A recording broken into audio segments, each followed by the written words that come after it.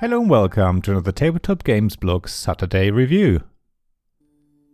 The Durrani Empire had just collapsed, and large swathes of Central Asia had fallen into disarray. It was an ideal opportunity for the Ferengi to impose their power over the region and fight out their rivalries somewhere far away from their daily politics. The foreigners were completely unaware of how the local Afghan leaders were manipulating them to their own benefit. They played their own great game with these superpowers and knew that the Imperial might would not survive for long. There was never going to be a Pax Pamir 2nd Edition by Cole Worley from Whirligig Games. Pax Pamir 2nd Edition is a game of two histories: the history of the region and the history of the game itself. The game is set in the 19th century in Central Asia. It's a period that Western historians call the Great Game, when, and I quote, Afghan leaders attempt to forge a new state after the collapse of the Durrani Empire, as the rulebook says. Of course, there's nothing great about the Great Game. It's the usual story of imperial powers, Britain and Russia in this case, forcefully imposing their control on an unstable region. Battles were fought, new rulers were installed and negotiations were had. Ultimately, though, the local population suffered immensely at the hands of two military and political superpowers. The other history is that of the game itself. As the name suggests, Pax Pamir 2nd Edition is the successor to Pax Pamir. The original game was also designed by Cole Worley, but in tandem with Phil Eklund. Eklund is well known for putting his own spin on history and science, to put it diplomatically. He has previously said that, and I quote, every word is a fact within the limits of his knowledge, which means arguing against him is futile.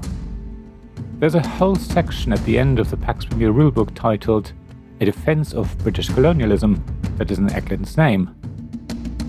Worley, on the other hand, seems to have a different stance. He writes at the end of the same rulebook that, and I quote, Eldred Pottinger is made out to be the hero of Herat by a Victorian novel, but the siege of Herat was likely not turned by a single inventive Westerner, and Afghan histories rarely take note of Pottinger's involvement. I think that shows what Worley tried to achieve with the game, and where Eklund tried to push it. As far as I know, Worley never agreed with Eklund's designer notes in the rulebook. There are also indications that Worley had been given permission to include his own notes in the rulebook. These notes clarify the horrible historic background that Pax Pamir is set against. Ultimately, though, these notes were never included in the original game. Worley spent several years researching the Great Game.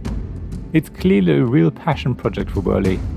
He tried to create a game that conveys the struggles Afghan leaders faced at the hands of the imperial powers. So when Worley got the opportunity to take Pax Pamir and redesign it, it became the game he had intended from the start.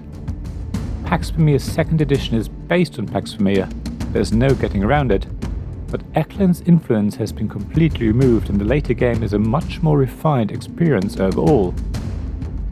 The rulebook for Pax Pamir 2nd Edition has a whole page right at the end that explains how best to read the Great Game, and references other sources that you should read alongside. If you follow Worley's advice here, you get a much better sense of what went on during this time in history. More interesting, to me at least, is a section at the end of the rulebook titled Design, History and Dedication. It describes how Pax Pamir came about and how it led to Pax Pamir 2nd Edition. While Worley thanks Eklund for his mentorship, he also mentions Patrick Leader, with whom he has since had a fruitful relationship under the Leader Games brand. The final product is quite different from a lot of wargames, or rather consims or conflict simulations. While this board game genre is known for basic components and often dull illustrations, Pax Pamir 2nd Edition is really luxurious and almost colourful. There are resin blocks that represent armies or roads of the so-called coalition powers, Russia, Britain and Afghanistan. They feel heavy in your hand and have a lovely design embossed on them.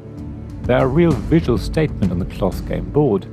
Yes, the game board is a cloth with a map and score track printed on it. It also has some lovely flourishes. There are faint outlines of mountains and the score track is beautifully decorated, inspired by Persian and Indian patterns and designs. You can also use the reverse of the market board as a game board if you prefer more sturdy playing surface. There are loyalty dials which you spin around to indicate which coalition you are currently allied to. These and all other cardboard components, such as cardboard money, are really thick and feel durable. They should last a very long time indeed. Every player also gets a set of 10 wooden discs in their player colour, plus a score tracker disc that has a lovely little design screen printed on it. Overall, the game does feel very luxurious and the components are a real joy to play with. In terms of gameplay, Pax Pamir is a pretty straightforward tableau builder. That's how the rulebook describes the game. Even though that's correct in basic terms, it couldn't be further from the truth. In this review, I can only scratch the surface of this very deep game. There are so many subtle effects that you will only discover if you play the game several times.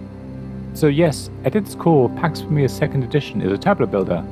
The whole game is based on the actions and effects displayed on the over 140 cards. When you play a card, you're affecting the game state, adding tribes, spies, armies or roads to the game.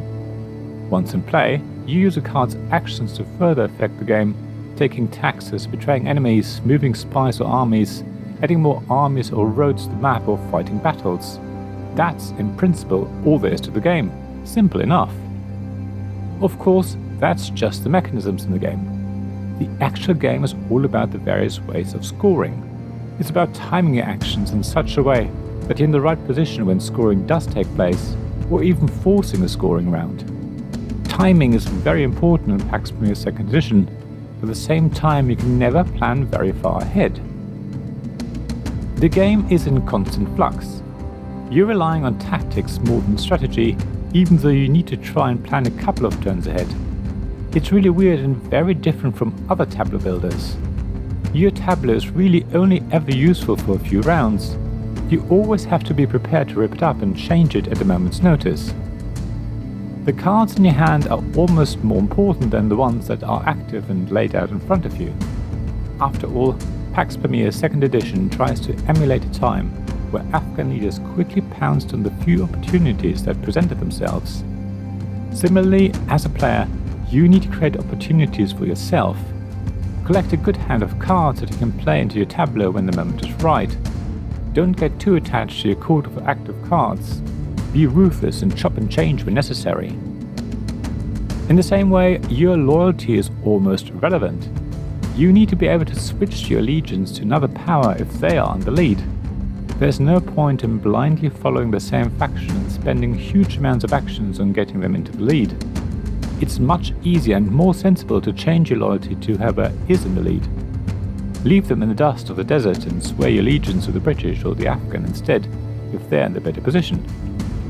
It feels so very unnatural to play what looks like a classic tableau builder and could even be confused with an engine builder in this way. Ultimately, Pax Pamir 2nd Edition is all about scoring. You can win immediately if you have the most points, and are at least 4 points ahead of the next highest player after a scoring round. There are up to 4 scoring rounds, and it is possible to score 5 points in a single round, so the game can potentially end after the first scoring round, and I've seen this happen. Again, it's all about timing. You will see when a scoring round approaches, but it can also force an immediate scoring round if you have enough money.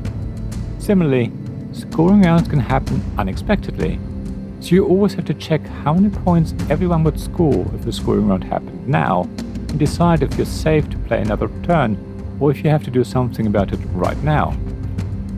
In fact, when it comes to winning, or rather stopping someone from winning, Pax Pamir 2nd Edition feels very much like Oath. There comes a time in the game when players have to either work together or at least try and negotiate who is best placed to stop the winner. The problem is, like an Oath, that by stopping another player's win, you're probably also putting yourself in a worse position. It's a tough choice. The game is fully aware of this, and the rulebook strongly encourages players to, and I quote, discuss the game during play and explicitly coordinate their actions. I say strongly encourages, which is probably a bit strong, but it's in the rulebook and is definitely something you need to do during the game. Pax Pamir 2nd Edition is certainly not a multiplayer solitaire game. As I mentioned earlier, PAX Pamir's second edition, like most wargames, is unable to convey the suffering and horror that many people face during the time that the game is set. You are encouraged to read the card text as you play, which gives you a glimpse of what went on and who these people are. The rulebook points you to the great game, and further reading, which gives you a more thorough understanding of the time period and what happened. However, in reality, when you play, you're more focused on trying to influence things in your favour. You don't worry if the card you just played represents a person who fought in battles against the Afghans. You also don't care if the person on the card is actually fictional. When you betray a card in another player's court, you don't think of it as killing the enemy of Afghanistan, Britain or Russia. Instead, you just want it as a prize to add to your influence on that power. At the same time, PAX Pamir's second edition never set out to portray the horrors that take place when an imperial power invades another country. Its aim was to put players into the position of an, and I quote, Afghan leader who tries to forge a new stable state while trying to manipulate the foreigners for their own purposes. And the game really succeeds at that. However, it does take a little while to get to that point. I can't deny that the game takes a while to properly understand.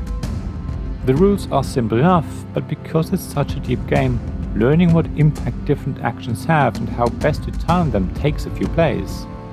Personally, until my third game, I felt I had hardly any agency.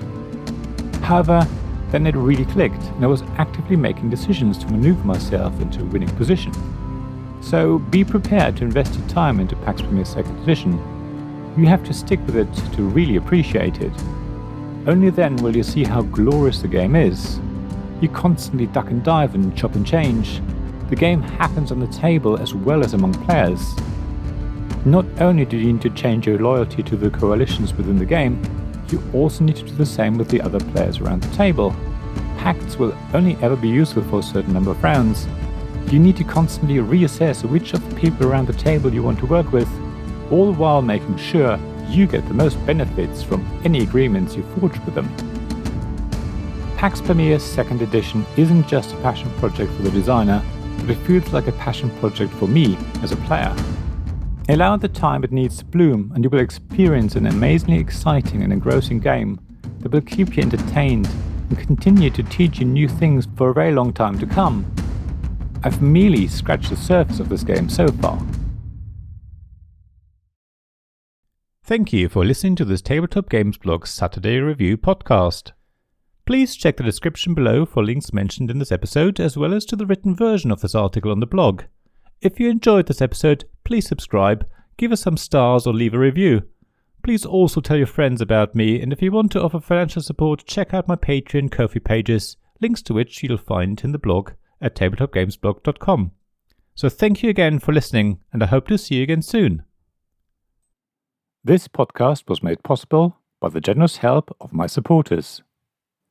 Royal Patron Sean Newman, Magic Champion John Risley, Castle Guards David Miller and James Naylor, Dice Masters Alex Bardi, Paul Grogan and Robin Kay, Shining Lights Gavin Jones, Vukasin Nizovic, Sarah Reed, Richard Simpson and Tim Vernick.